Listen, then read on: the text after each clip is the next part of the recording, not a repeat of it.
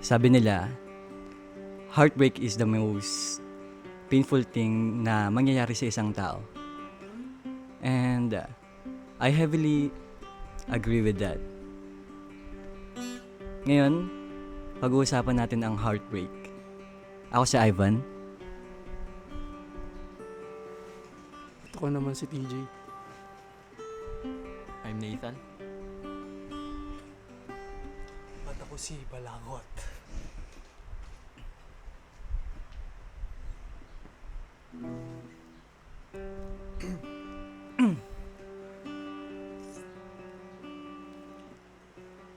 Kayo, ano yung pinakamasakit na nangyari sa inyo in terms of romantic relationship?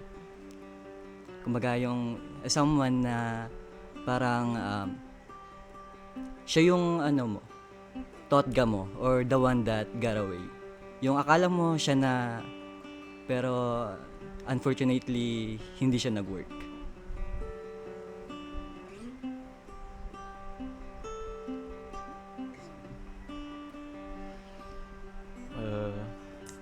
My first love.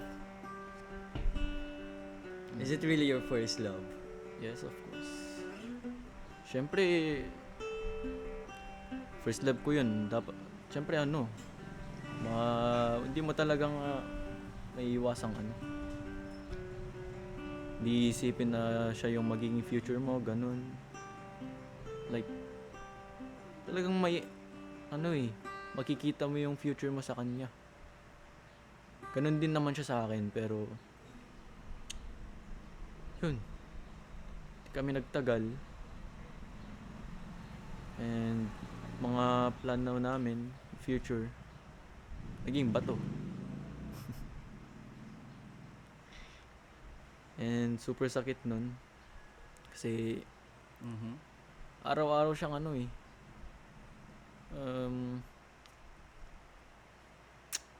laging humihingi ng assurance, ganun. Like, sinasabi niyang huwag akong iiwan, ganun, di ba? Sa huli, siya rin naman pala yung mang-iiwan. Ano ba yung nangyari? Ano ba yung sa tingin mo na naging dahilan niya bakit siya bumitaw sa relationship niyo?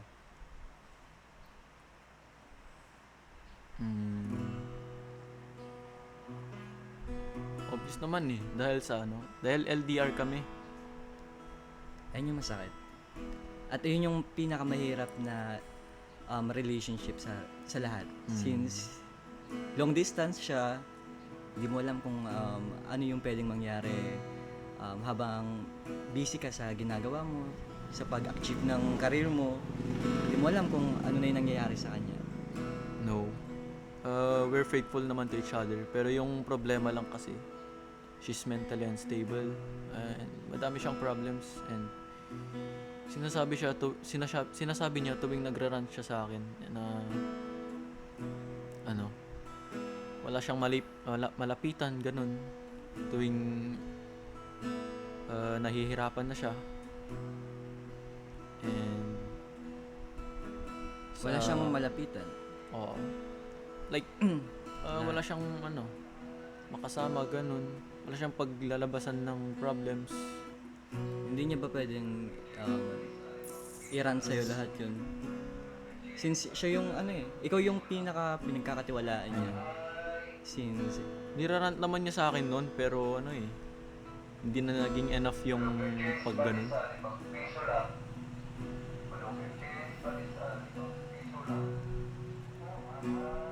Hindi na siya naging enough kasi mahirap din naman talaga yung LDR. Lalo na kapag ganun yung situation mo sa surroundings mo. And I totally agree with that. Yung sobrang hirap ng LDR. Since sobrang layo nyo sa isa't isa, sobrang hirap i-maintain ng ganong relationship since hindi kayo nagkikita. Kumbaga, once in a blue moon lang kayo magkita, and sobrang hirap nun sa ano nyo, sa part nyo, since meron nga tayong love language. Physical touch. So ayan nga, physical touch. Yun yung ano niya. One of the most madedehado talaga once na ikaw pumasok ka sa LDR relationship, then yung love language mo is physical touch.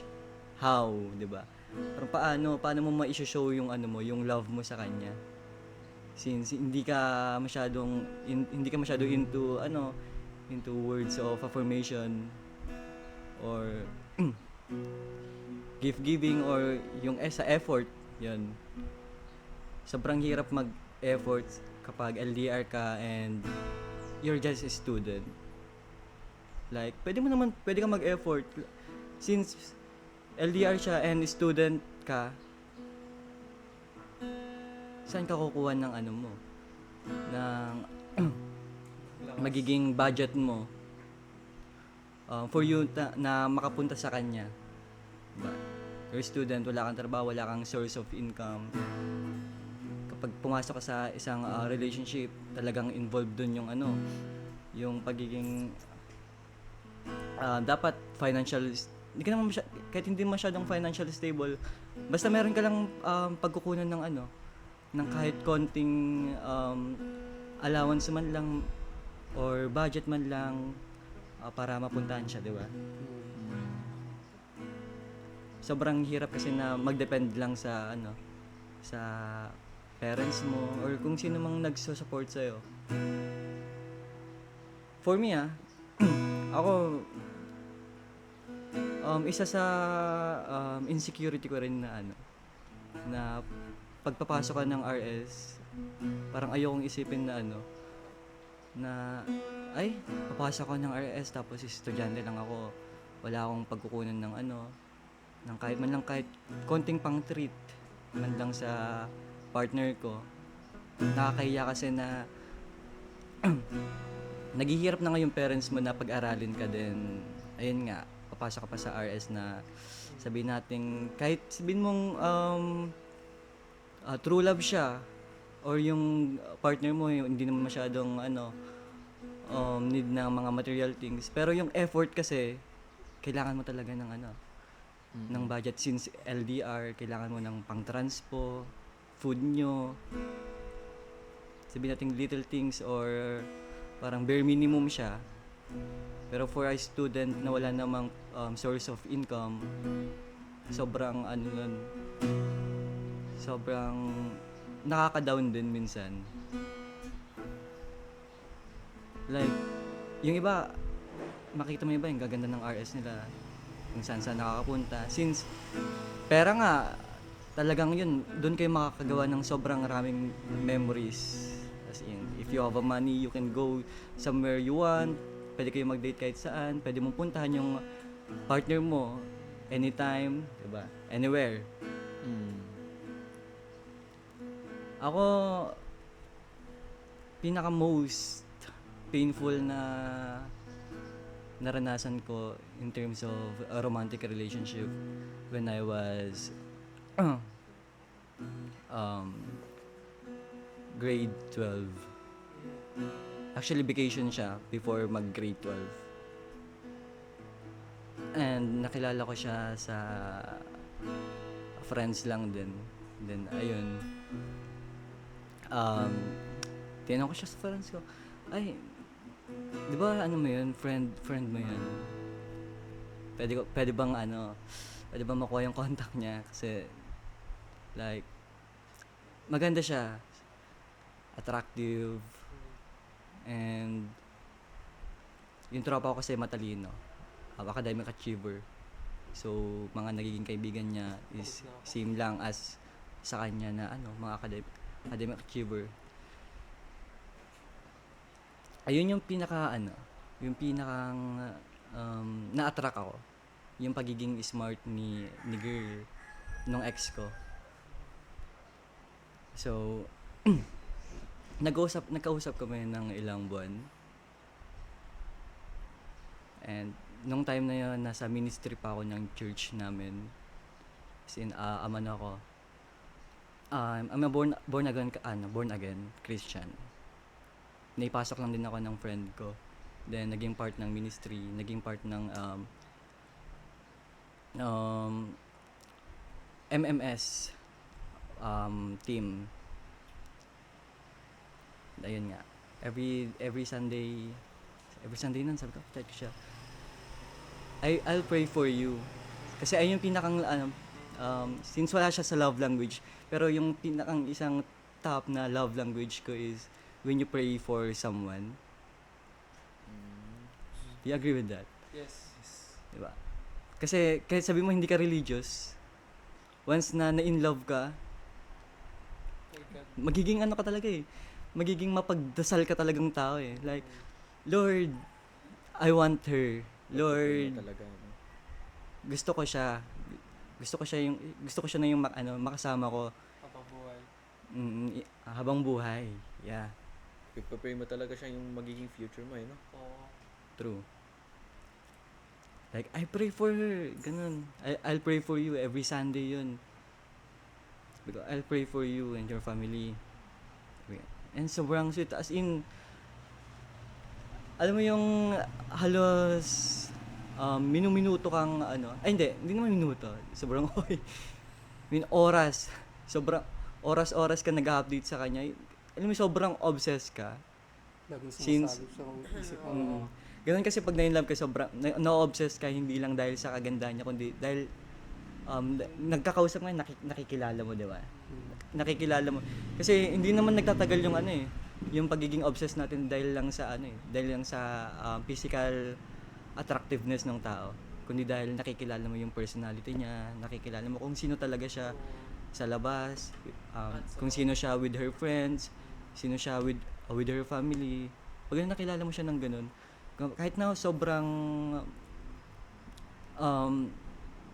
may mga flaws, still nakikita mo talaga yung goodness sa kanya. Diba? Kahit na sabi mo, red flag. Minsan yung ibang traits niya, red flag. Pero kapag kasi minahal mo yung tao, parang yung red flag na yun, parang Wala na. nagbabanish siya. Bulag ka, ganun. Love is blind. Kahit anong gawin mo, love is blind. Kapag napamahal ka na sa tao, kahit yung red flag sa kanila, Wala na yun. magbabanish Mababaliwala talaga eh. Parang makikita mo na lang sa kanya yung kung ano yung Kung ano talaga siya. oo.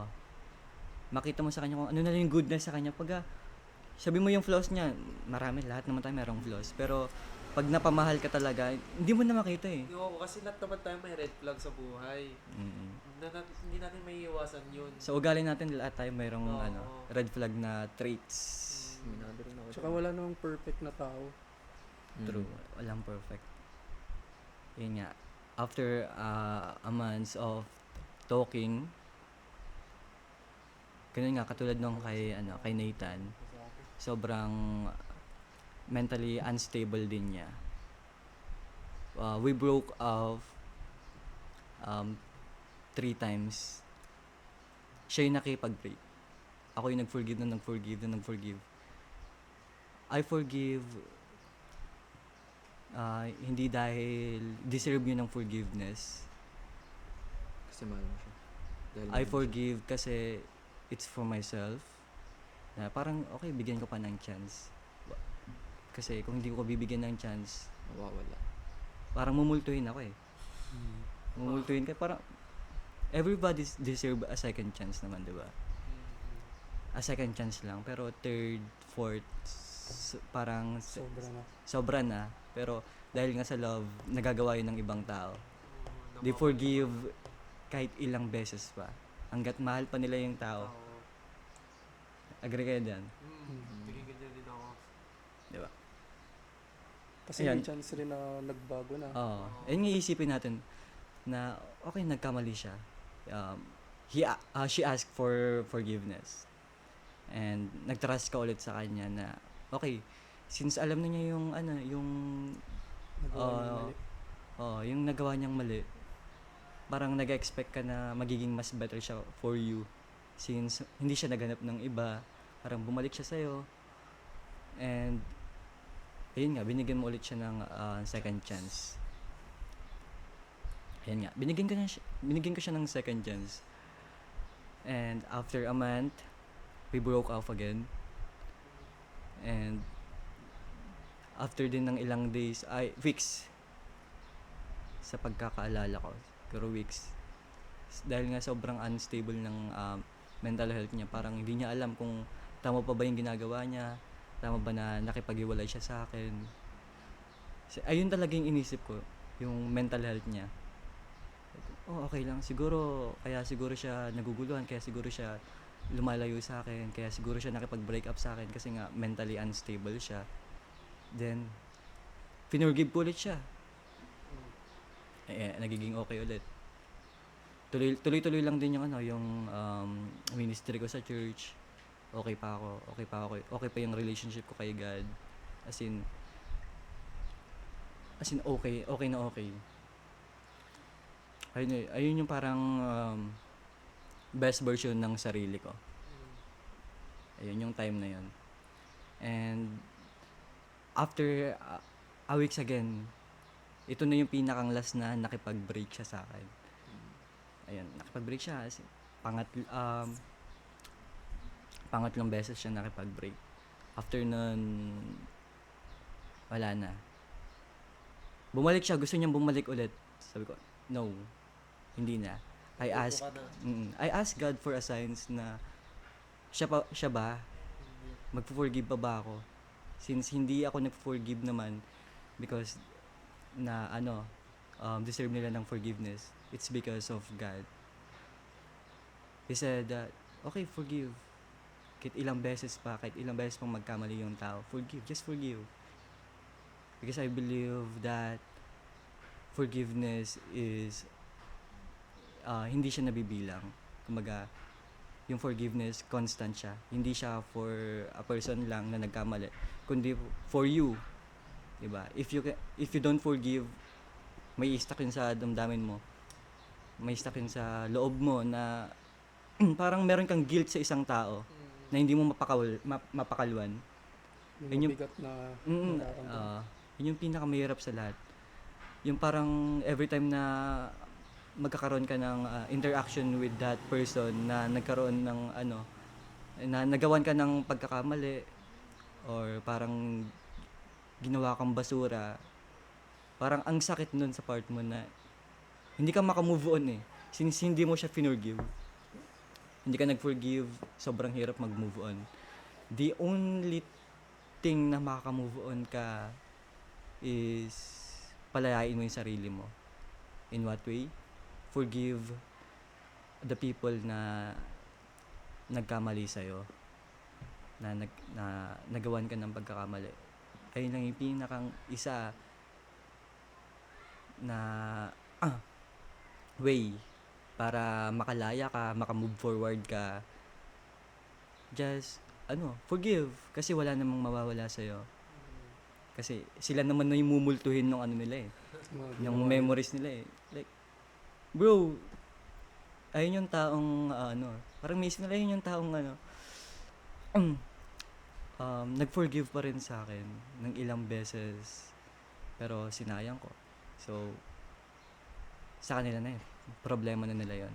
Ayun na yung problema ang dadalhin nila. Which is, hindi mo na magiging problema kasi wala kang pagkakamaling ginawa sa kanya. You forgive, hindi lang isang beses, dalawa, kundi 3. Di ba? Problema na nung person na yun na hindi mo siya,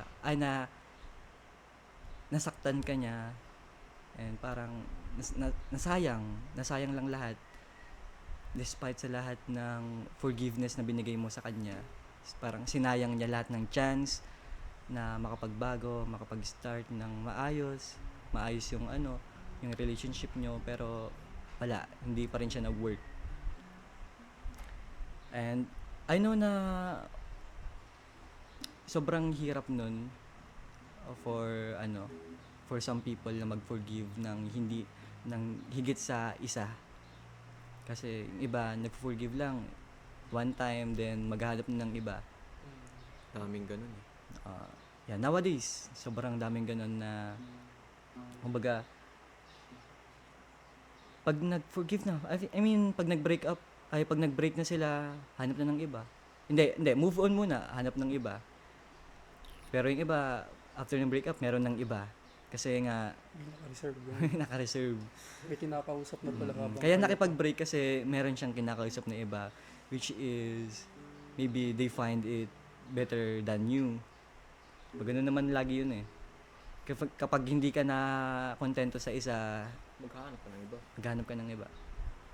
Kumbaga, sabi nga nila, piliin mo yung taong nakasama mo ng matagal. Kumbaga, wag ka maghanap na ng ng bago. Kasi nga nawala na ng thrill yung luma o yung nauna, wala ng thrill. Since kilala mo na, parang paulit-ulit na lang yung nangyayari sa buhay nyo. Maybe, kung bakit paulit-ulit na lang yung nangyayari sa buhay nyo, kasi hindi kayo nag-grow. Hindi kayo nagde-develop. Oo, hindi na-develop yung nyo, yung relationship nyo. Dapat, ina-upgrade nyo yun. Hindi lang naman kasi dapat na na basta-basta na lang siya mag-upgrade ng ng kusa. Kumbaga, yung development ng relationship nyo is nasa inyo yun. Kung paano kayo mag-grow, kung paano kayo gagawa ng memories together. Tsaka kung paano nyo harapin yung mga pagsubok. Tama. Hindi naman kasi porket wala na kayong spark is stop na. Ang daming ganyan ngayon. Habol lang nila sa relationship is kilig eh. Oo, Mm, hilig true. lang kasi nakakapag Thrill. nila. Tapos pag may Nowadays, thrill. pag nakitaan ka ng kakulangan sa hinahanap nila, Hahanapin nila bigla sa ka iba na yun. lang parang Iiwan iiwan. ka. Sa hanapin nila sa iba. Iwan mo na lang sa ere. Ayun yung pinakamasakit sa lahat, yung sobrang sure mo dun sa isang tao, tapos sila pag mas nakikita nila yung mga shortcomings mo sa kanila, yung mga pagkukulang mo, mas ayun yung nakikita nila. Kumbaga ayun yung nangingibabaw, hindi yung love nila for you, hindi yung commitment nila. Kasi kapag papasok ka sa isang relationship, that's a commitment eh. Kumbaga, you have to choose the person palagi kahit na hindi na sila kapili-pili. Since commitment siya, kumbaga responsibility mo na piliin yung tao araw-araw. Piliin sila, mahalin sila kahit hindi na sila kamahal-mahal. Ipaglaban sila kahit hindi na sila worthy ipaglaban. Mahalin mo hanggang maubos ka. Yun. Pero Huwag naman yung Huwag naman maubos. yung maubos Magtira ka sa ka. sarili mo. hindi rin. Oo. Wala eh. Kung Yes. hindi mo, Pero, nagawa mo yun talaga yun kapag I agree with sobrang mahal Nathan. mo yung tao. Kasi Ganun yung kapag ginawa ko. unconditional kasi yung binigay mo, parang hindi ka na nag-e-expect. Ibibigay mo na lahat. Kahit wala na matira sa sarili mo. Kahit alam mo yung nag-set ka ng ng standard, yung ang tagal-tagal mong binild yung wall mo. Pero darating sa point na yung wall na binild mo is Bababa. mawawasak lang ng taong minahal mo ng sobra. Kasi ganun yung love eh. Kahit anong gawin nyo, love can hurt. Love will hurt. Kahit anong gawin nyo, hindi magiging strong yung foundation nyo sa relationship nyo kapag hindi kayo nasaktan. As in, walang relationship na happy-happy lang. Walang relationship na puro kilig lang. Kasi Tutumba na. Sa ano yan? Kadabi ng ano. Cut. Ano ko. Gubat na ba? Pero ramdam ko na nakainom ako. Ramdam ko lang Ako hindi. Di pa ako. Hindi ko pa ramdam. Yangat mo pa. Lubat ka namin. Close mo na. Ilang percent? Cellphone mo. Cellphone mo. Pwede naman natin i-cut. When? Ang alam ko kasi hindi talaga video yung sasend. Audio lang talaga yung Ano yan? papatungan lang ng picture. May Irion ka ba? Kaya pa yan kahit Ilang Audio na lang kaya, audio na lang. audio naman talaga. Tapos papatungan mo lang. Magtanong ka rin, kunyari, ano ang loves? Hindi, Like, isa-isa rin. Sa akin pa lang yun. Kanya Nasa- pa lang yun, sunod-sunod. Sa akin pa lang yun. Ha? Ilang minutes na yun? Konti pa lang yun. Takbo muna yan, tapos idugtong mo na lang. 34 minutes na oh. Grabe. 34, hindi, 34 minutes lang lahat-lahat yun kanina pa. Ay, oo, kasi may ano tayo. Mga ano nasa na. 10-20 minutes yun. May 10 to 15 minutes. Audio lang naman Mahulog, talaga mahulog. isisend eh. Lalo papatungan mo lang ng picture. Since Parang ano naman siya, cover photo. open time naman siya eh. Hindi wala naman tayong ano eh. Wala naman tayong maximum eh. Tsaka ano, papatungan naman siya ng photo, parang ano, cover photo lang ng audio. Hintayin nyo yung part kasi tinatapos ko yung story ko. Oo, yung story niya pa naman kasi nakano niya eh. Hintayin nyo yung magiging Yun response ko. Ano yung naging last na... Where were we? Ano yung last ko? Ano tayo? Isang bakasyon ako eh. Cut na Saan lang. na tayo yan. banda? Hindi ko alam kung saan ang part yun. Dito ba ako? Ganda na moment natin dun. Ayun nga, balik na natin. Ibang topic na lang. Ibang question ganun. Tapusin ko yung sa akin. Kita ba ako? Hindi, audio naman eh. Hindi. Yung pitchil, baba nyo na lang yung pitchil.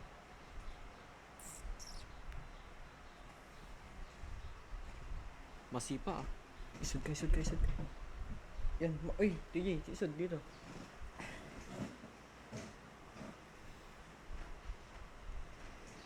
Ayan. Tapos kayo sa akin. At ayun nga. Ayun yung pinakang painful na nangyari sa akin in terms of romantic relationship. Yung kahit ilang beses kang nag-forgive, still nagawan pa rin nila ng butas yung relationship. Pagka naghanap sila ng ibang reasons pa para makipaghiwalay sa'yo. Kumbaga hindi na sila naging sure, hindi talaga sila sure sa'yo. And now, happy naman na ako sa bago niya, sa bago niyang boyfriend. And nakikita ko yung araw-araw sa SOCMED since we're friends naman. Wala lang, civil lang ba? I guess she's happy. And if that's so, I am really happy for her. And so, at the same time, proud din ako sa sarili ko na nagawa kong mag-move on doon sa tao na yun. Siyempre, without the help of God, magiging imposible yun. Siyempre, with the help of God, naging posible lahat ng process ng pag-move on ko. Kasama siya sa lahat. And ayun yung pinakang best version ng sarili ko. Na sobrang faithful ko nun kay Lord. Kasi nga, I'm in love. Lahat naman tayo kapag in love, yung taong medyo hindi naman ganun ka religious. Talagang may ilalapit mo sa kanya eh. Since parang naging nature na rin natin na meron talagang deity or someone higher being sa atin, and that's God. Lumaki tayo na lagi nagpe-pray. Lumaki tayo na nandyan si God. At ayun naging foundation ko sa pag-move on ko. And ngayon, happy naman na. Okay na rin lahat since ilang taon na rin yung nakalipas. Halos 2 years na. And I am proudly say na masaya ako ngayon sa kung ano yung meron ako ngayon, sa kung ano yung narating ko ngayon. And now siguro focus ulit. Focus ulit sa dreams, sa lahat. Sa lahat ng kailangan kong i-achieve pa. Kayo ba? Ano yung pinakang painful na naranasan nyo in terms of romantic relationship?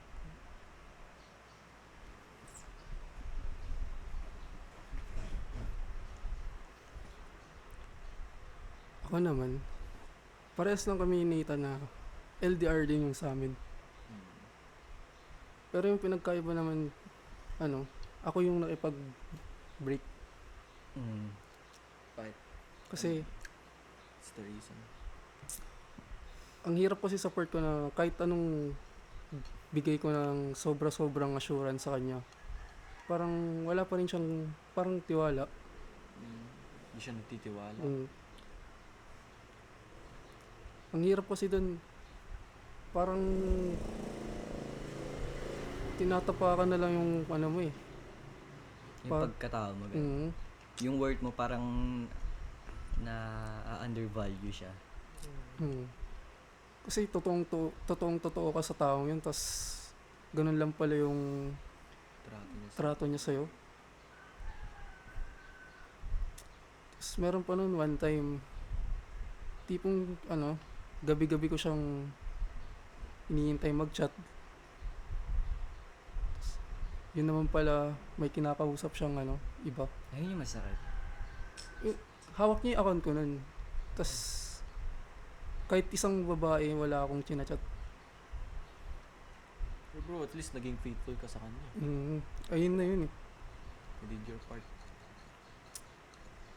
Sa masayit pa dun, minamay day niya pa na kasama niya yung lalaki. Okay lang naman sa akin yun, basta sabihin niya sa akin yung kung bakit na magkasama sila, ganun. Para parang bigyan ka niya sana ng assurance na Mm.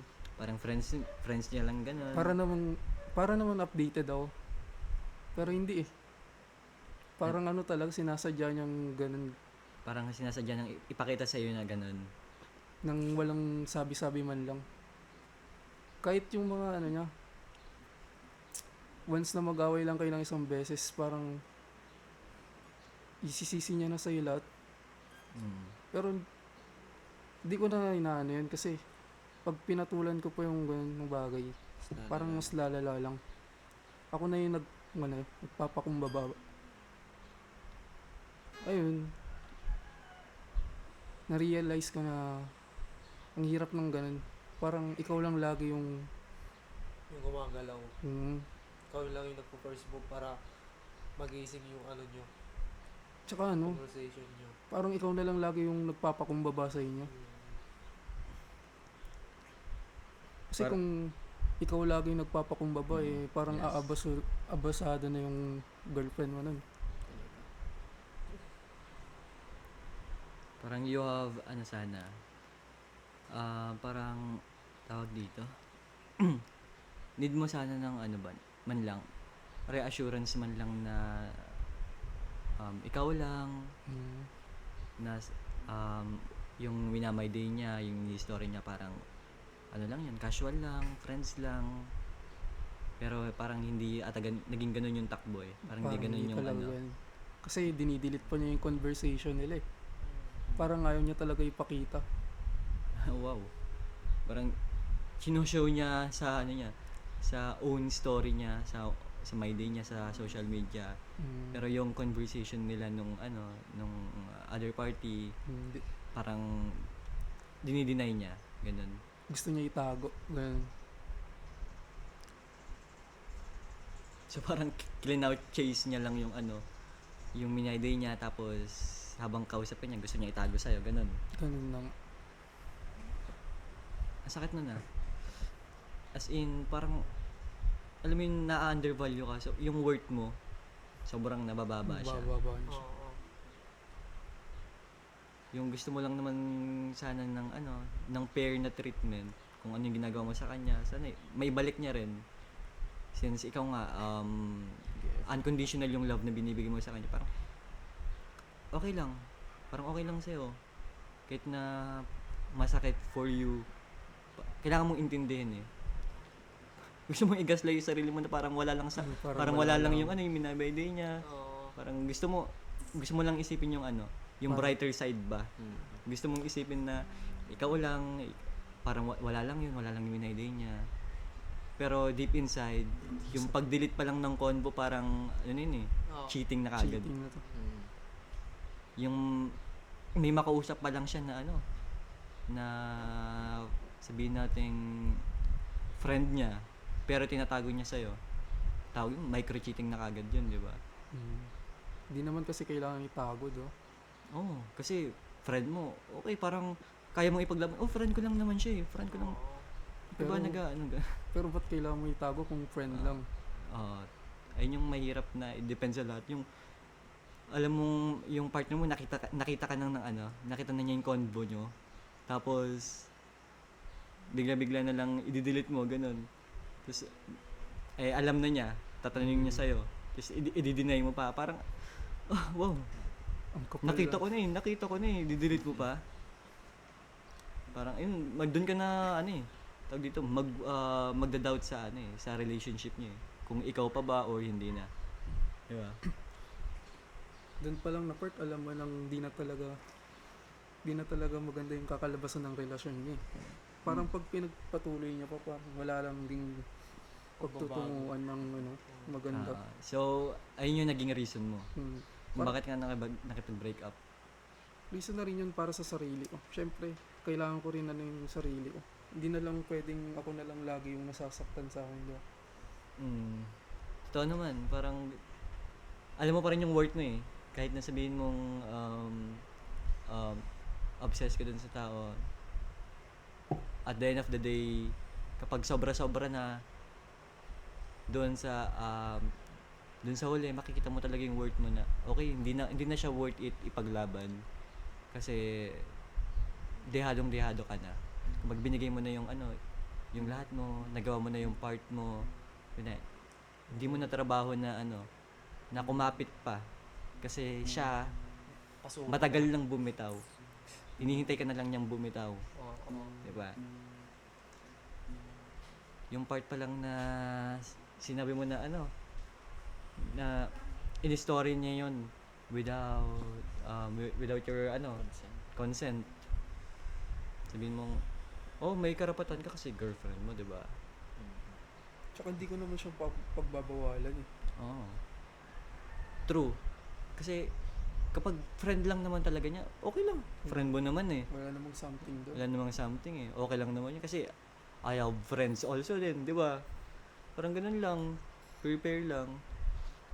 Pero wag naman yung sobra-sobra na to the point na mas sinoshow niya yung friend niya kaysa sa'yo. Yun yung masakit sa lahat.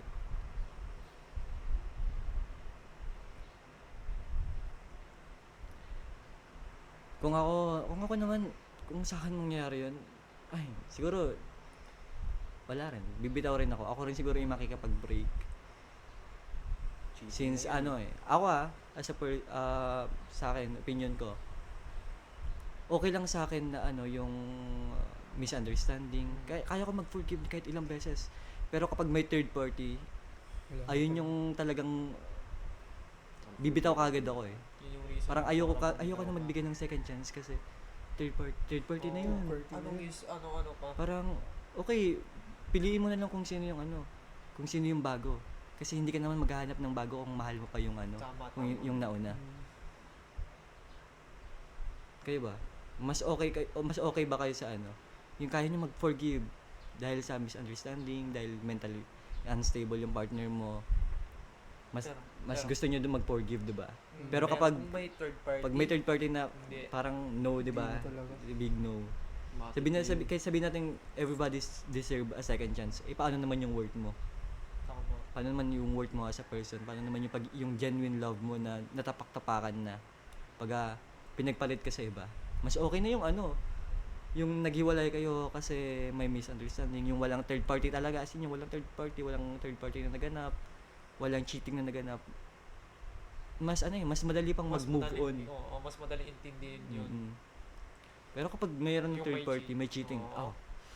Mahirap yung tanggapin. Ang hirap Kasi tanggapin na lahat parang, pinuhos mo lahat. Hindi eh.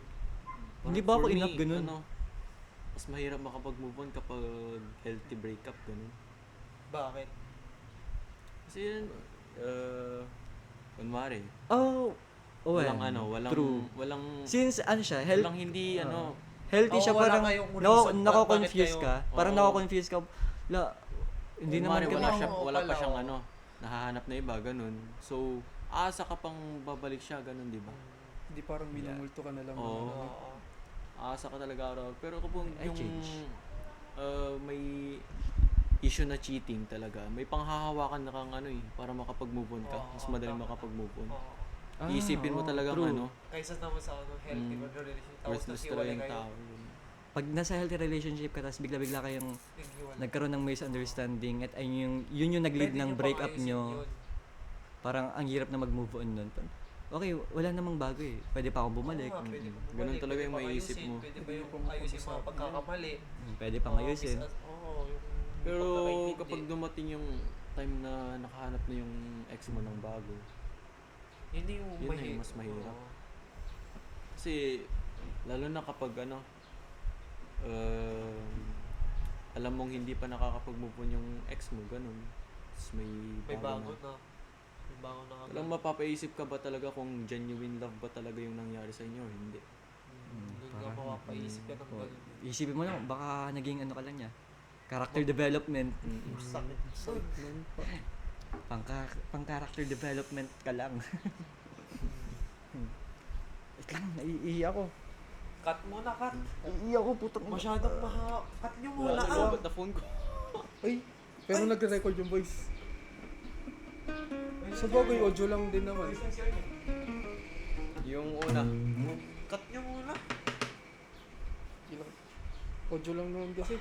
Tas ano, cover Ako kasi photo. sim lang kami ni ano eh, ni TJ, sumuko. Ako rin yung sumuko. Ako hinihintay ko lang siyang umamin dun. Oo, Kasi tama masyadong na, tama na. tox. Oh, shh. Mamaya na yun. Ayun, ayan ako.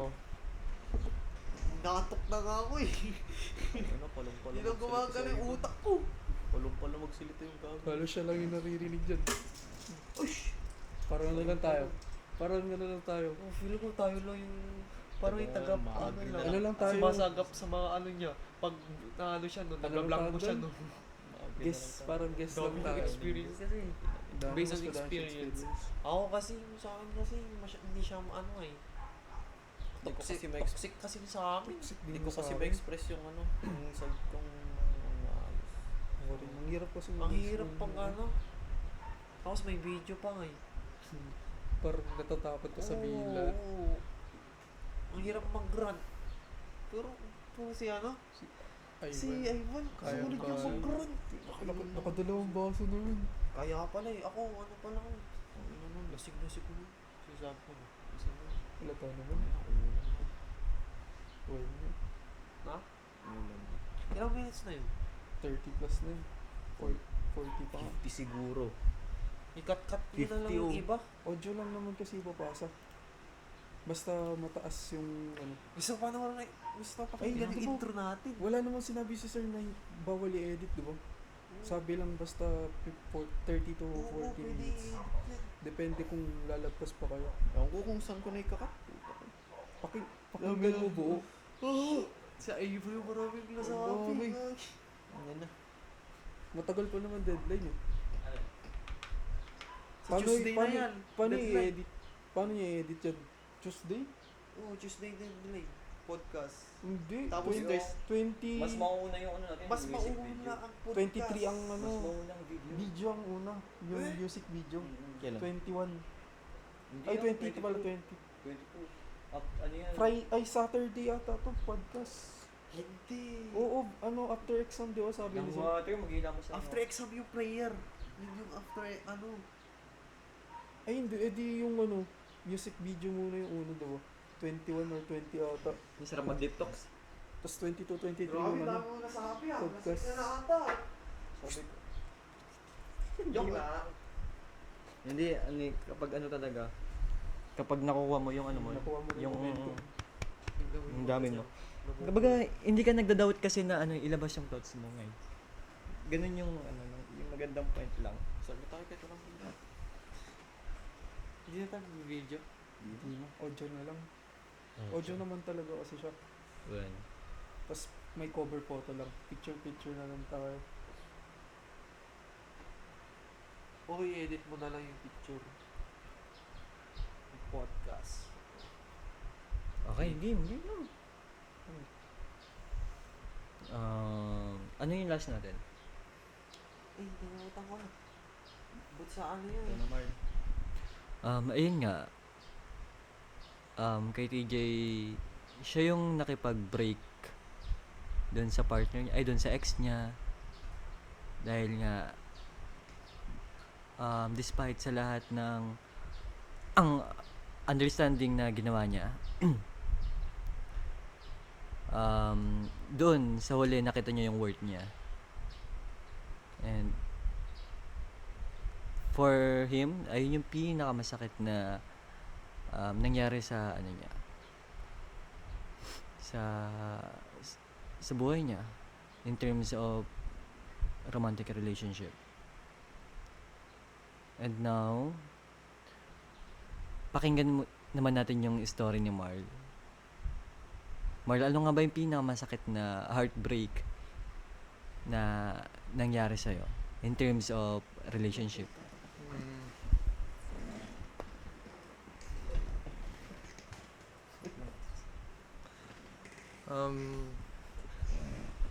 Ako naman yung sumuko. Pares kami ni TJ na sumuko. Pero ako kasi hindi ko na kasi kinaya yung relationship namin kasi masyadong toxic. Kasi gusto niya yung laging ina-update ko siya every minute, ganon. Like parang nawal ka na ng time sa sarili mo.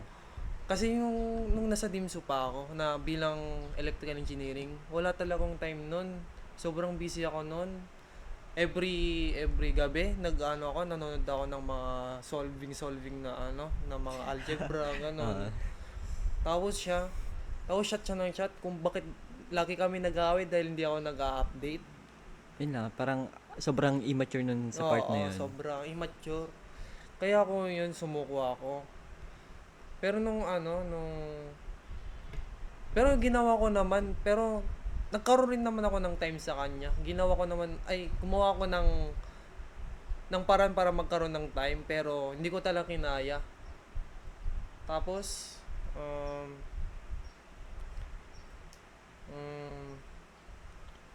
yun? Wait lang. Hindi niya maintindihan yung part mo. Dahil nga sobrang busy mo nung time na yon, and siya parang she needs ng constant Gusto niya ng updates. time. Gusto niya ng quality time. Quality time, pero wala. Siguro love language niya siguro love is language niya yun, quality yung time. Quality time na hindi mo maibigay sa kanya, hindi dahil sa ayaw mo, kundi dahil busy ka nga. Busy ka as student na sobrang daming ginagawa. Since you are a college student, hindi na siya high school na okay lang makapag Puyat para makapag kasi meron ka pang time. Sabihin natin update is enough. Pero ina-update mo naman siya, pero you need time para makapag-focus din sa future future namin sa future. Kumbaga yung ginagawa mo na for Para sa amin na rin naman yung ginagawa para sa inyo rin. Parang ang hindi niya lang siguro nagustuhan sa part na syempre love language niya quality time. Parang gusto niya na sobrang raming time para sa inyong dalawa para makapag-banding kayo. Magbanding. Pero ayun nga, nadidisrespect ka na. Nadidisrespect na yung self-time mo. Nadidisrespect na yung oras mo para sa ibang bagay na hindi naman dapat palagi para sa kanya yung time mo kasi yung mundo mo hindi lang naman siya. Sabihin mong in a joke, 'di ba? Ikaw yung world ko. Pero hindi naman sa lahat ng oras iikot sa iyo yung oras ko. Kumbaga kailangan ko rin parang sabihin mo kailangan ko rin ng oras para i-build yung sarili ko, yung future ko. Hindi lang for you, kundi para sa inyong dalawa, 'di ba? Ayun yung siguro hindi niya maintindihan since hindi pa naman ganun ka-mature yung ano, yung ex mo para intindihin yung ano, yung part na yun. Mm-mm. Meron rin kasing problema sila. Ay, may problema din siya, family issue. Ayaw ko kasing makisawsaw doon. Kasi masyadong mabigat yung nila. Mabigat yung issue nila. Sinasabi niya sa akin yun, nirarant niya. Tapos gusto niyang sumama ako sa problema niya. Kaso may problema din ako. Hindi ko rin kaya ipagsabay. Tapos yun. Tapos nung nag-shift ako ng BSIT, ilang months yun, nakita ko may na-idea siya ng bago niya. Hindi ko alam na may nakakausap na pala siyang bago. Habang Nag-break na kayo. Hindi, wala na kami nun. habang ikaw parang wala lang, parang masakit lang sa part mo na nag-move on ka pa lang tapos siya meron na ganun. Ganun 'di ba? Akala ko kaya niyang hintayin niya ako habang nag-aaral pa ako para graduate, ganun. Pero yun naman pala, hindi niya pala ako kayang hintayin. O yun, nakita ko na lang hindi ko alam kung kailangan yun, basta this year yun. May nakita ko sa may ID niya, bago niya. Tapos yun ang sakit sa feeling na hindi niya ako hinintay para sa namin, sa future na ginagawa ko. Tapos Sakit yun. talaga yun, bro. Kasi habang nagmo-move on ka pa, tapos siya, bigla na lang magkakaroon ng bago. Ganun. Mm-mm. Ayoko rin yung part na dun sa girl na hindi man lang niya binigyan ng ng oras yung sarili niya na mag-move on muna. Kumbaga maka-get over muna sa past relationship nyo, Very mature yung ganun. 'di ba? Kaya nga eh. Kumbaga naghanap na kagad siya ng iba. Pinalitan ka na kagad niya dun sa sa spot mo, dun sa heart niya. Na ikaw tong parang nag-hope pa rin na bumalik siya or hintayin ka niya kapag ready na kayo. Well, the same time, nagagets ko rin naman yung girl. Since hindi nga niya parang hindi niya matawag dito, ma-feel yung niya, yung space dun sa heart niya na parang naglo-long siya ng someone na mabibigyan siya ng ng time, bibigyan siya ng maayos na banding, hindi yung puro na lang, busy na lang yung yung nagiging partner niya. Kumbaga, parang sobrang need niya siguro ng love. Ganun, kaya ganun. Siguro nagkukulang siya ng ng love sa family niya. Hindi niya naano yun sa family niya. Okay. Parang Hindi niya natatanggap yung love sa family niya, kaya hinahanap niya sa akin. Pero which yung is love na yun, hindi ko mo rin maibigay. din. Ayun nga. Sabihin natin mali niya pa rin na naging immature siya sa part na hindi kanya maintindihan Kaya na busy ka naghanap siya ng bago para mahanap yung love na gusto niyang maranasan. Well, at some point, understandable naman. Kasi nga, syempre naglulong ka talaga. Hindi mo na kasi ma-receive yung Pero may mali din ako doon. Kasi hindi ko nabigay lahat ng kaya ko para na manin siya ganon. Parang lang kayo. Same lang kayo na merong pagkukulang Oo, sa isa't isa. pagkukulang. Yung pagkukulang mo is hindi mo maibigay yung time niya. Tapos yung pagkukulang niya is yung pag-intindi sana sa'yo. Kung sana nagkasundo kayo sa part na yun, siguro nag-work pa siguro kayo ngayon, di ba?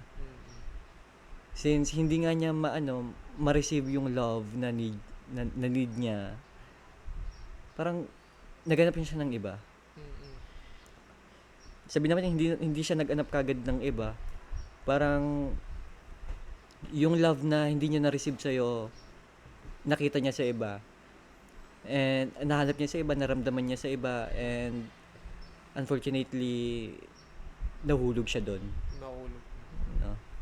Kahit na sabihin natin kayo pa nung time na yon, meron siyang nakakabanding na iba, meron siyang nakakausap na iba, na sana casual lang sana, Pero dahil nga maraming time na naibibigay sa kanya, nahuhulog siya dun sa part na yun. And ayun nga, dun din sa other party rin, yung naging bago niya ngayon. Kumbaga, parang siguro naglolong din siya ng love, kaya parang nag-click sila. Which is okay for them, pero for you, masakit yun. Kasi nga, ikaw busy sa school. Tapos siya, nagiging happy na rin siya sa iba. Diba? Pero kung busy ka naman sa school, siguro wala ka ring masyadong time para para isipin na rin yung sakit. Kumbaga busy ka na eh. Hindi mo naman naibigay na yung part mo, hindi mo naibigay ng buo. Parang okay, focus ka na lang sa study and move on. Pero hindi ko naman hindi ko ini-invalid na parang wala lang yun. Siyempre nasaktan ka. Sobra. 'Di ba? Lahat naman tayo kapag nagmamahal talaga, pag once na nawala yung taong nakasanayan natin na nakakausap, nakasanayan natin na nag-i-spend ng time, tapos bigla-biglang mawawala, hindi maintindihan na situation or tawag dito reasons. Baga, nako-confuse tayo sa lahat. Diba? Siya na yun eh. Siya na yung nakikita ko tapos biglang unfortunately wala. And hindi lang naman ikaw nasaktan. Siyempre siguro sa part niya rin. Habang kayo pa, nagsasuffer siya kasi hindi niya hindi niya ma-receive. Kumbaga, siguro inintindi ka niya. Pero hindi nagtagal. Parang nakita niya rin yung niya. Parang hindi niya na-deserve na hindi niya nabibigyan ng time. Yung treatment na binibigay ko sa Yung treatment na binibigay mo sa kanya, parang hindi na niya deserve. Kumbaga, nagbibigay siya ng sobrang daming oras. Kung ako yun, since ako, love language yung quality time din. Parang, okay. I can make a time. Parang ganun. Pero not in all the times. Not all the times. Is magbigay mo.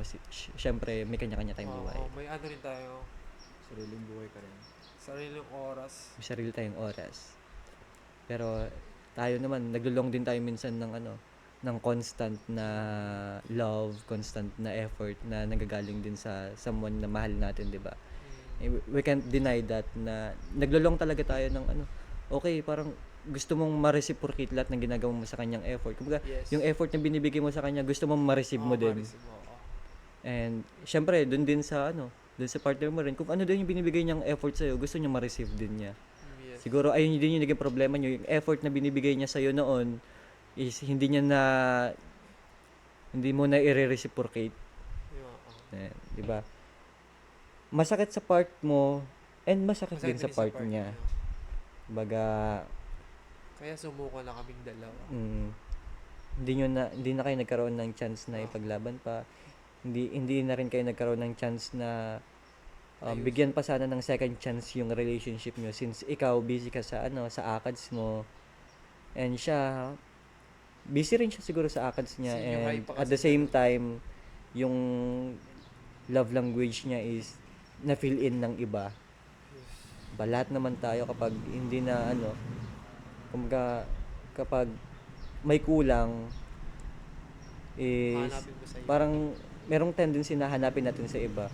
Pero mali naman na habang meron kang habang kayo pa ng partner mo, hanapin mo sa iba. Kumbaga, pilitin mong kunin na lang sa kanya. Siguro intindihin mo na in the future kapag okay na lahat, kapag stable na lahat, is ma-reciprocate niya rin yung effort mo, yung love mo. Kumbaga na naman yun. Lahat naman tayo naglulong tayo sa sa constant na feeling of love. Diba? Kaya naman tayo isipin mo ng bata na lang tayo, 'di ba?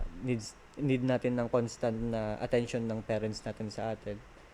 And unfortunately sa iba yung mga walang parents, hindi nila na receive 'yon.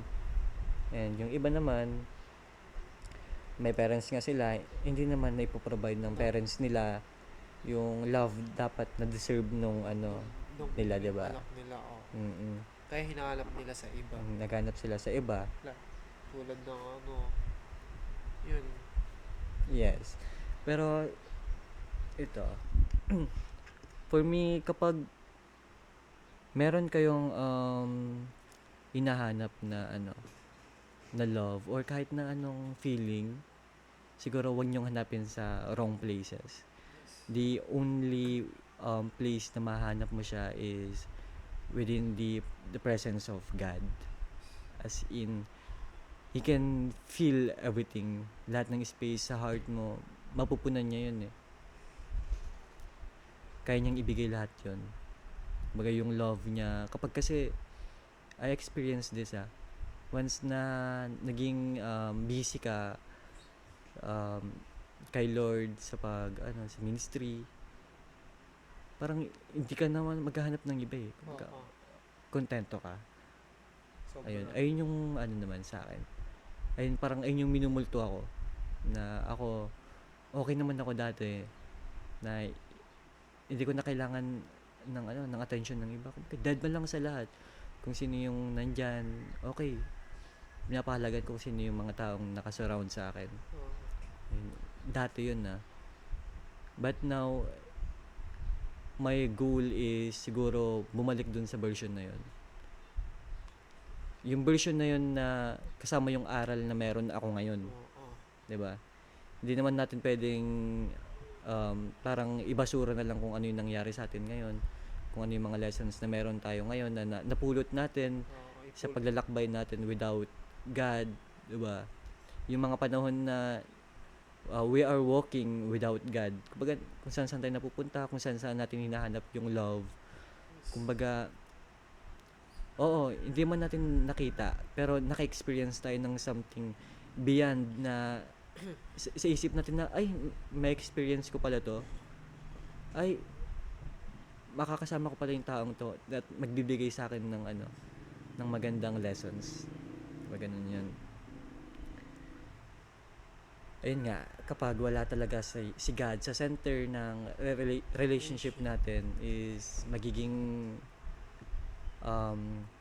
mahihirap siya for us.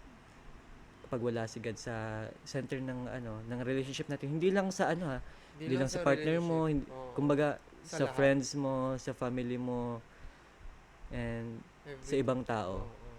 Kumbaga, pag wala yung love ng God, wala din lahat. And siguro yung pinakamasakit na nangyari sa atin sa buhay natin, sa heartbreak in terms of romantic relationship, is part yun ng life natin. Inalaw yun ng Lord for us to experience na kapag wala siya sa dun sa center ng relationship niyo, never siya mag-work. Diba? Kasi tulad nga kanina, sabi ko, kapag nai-in love ka, kahit hindi ka religious na tao, mapapadasal ka talaga eh. Mapapalapit ka sa kanya ng sobra-sobra. Ilalapit mo sa kanya yung ay Lord, gusto ko siya. Lord, sana siya na yung makasama ko. Lord, kung hindi man siya para sa akin, Ama, help me na makapag-move on, ganun. And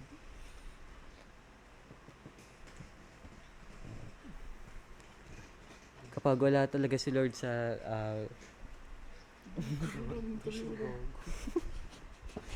ano? What if?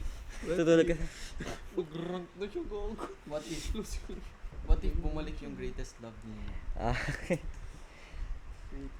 Greatest love. Nun. Ayun nga to. Ayun nga. Uy! Sige, tuloy mo lang. Sige, tuloy mo. Makakat na. Yeah, what if bumalik yung greatest love ninyo? Ayun nga, tuloy natin. Tuloy natin. Sa- Tuloy mo, sige. kasi Payok naman siya. since sabihin natin wala si Lord sa sa center ng relationship natin, everything will mawawasak. Mawawasak siya kasi Sabihin mo, oh, he allows everything, pero kapag wala kasi siya, parang wala lang lahat. Kapag wala siya, hindi mo rin ma-achieve kung ano yung desire ng heart mo. Kasi kung ano yung desire ng heart mo, dapat align yun sa will ng Lord. Kung gusto mo din ma-align yung will mo dun sa Lord, kailangan mo rin mag-submit sa Kanya. Kumbaga, bigyan mo lahat kay Lord. Relationship mo with your friends, relationship mo with kahit kanino, anything, basta anything na Basta ang na involve yung love. Basta ang pinakaunang Pero that doesn't mean na mag-work kayo hanggang sa huli. Kapag hindi yun yung plano ni Lord para sa'yo. Kapag hindi yun yung babaeng yun, yung plano ni Lord na para sa'yo. Kahit may religious tamang pa kayo. panahon para dumating yung tamang tao para sa iyo. God will Bigay make a ng way. Diyad. Bigay ng God. True. Lahat naman kasi merong right timing. Right time. yes. Merong right person din. Right person na sasaktan ka and magbibigay sa'yo ng great lesson. Great lesson. Meron ding tao na papasayahin ka and Sa una lang. papasayahin ka to the point na nakakalimutan mo na lahat ng ng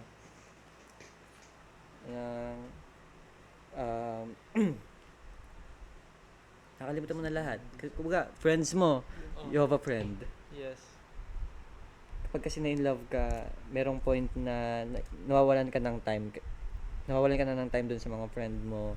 Nawawalan ka na ng time sa lahat. Kumbaga yung time mo nandun, nakafocus na lang dun sa kanya. And ayun yung person na magbibigay sa'yo ng lesson na dapat balance lahat. Balance lahat ng time na binibigay mo. Hindi lang dun sa partner mo, hindi lang dun sa taong pinagkaka-obsessan mo. Kumbaga, i-balance mo yung time mo dun sa partner mo, yung time mo dun sa friends mo, yung time mo rin sa family mo, and yung time mo rin sa ibang tao.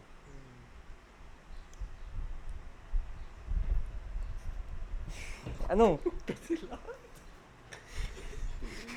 Hindi ako makasingit. I-ano muna siya. I-outro muna siya. Ang haba na. Tanginang Mahihirapan mo, nag-rant guys. Lasing ko, nakadalawang baso na yun. Gago kayo. Ay, Damang-dama nyo eh. Damang-dama nyo. sabihin natin nakainom ako. Pero that's the truth. 'Di ba? At least Lahat you ng know. mga sinasabi mo may sense. Lahat yun totoo.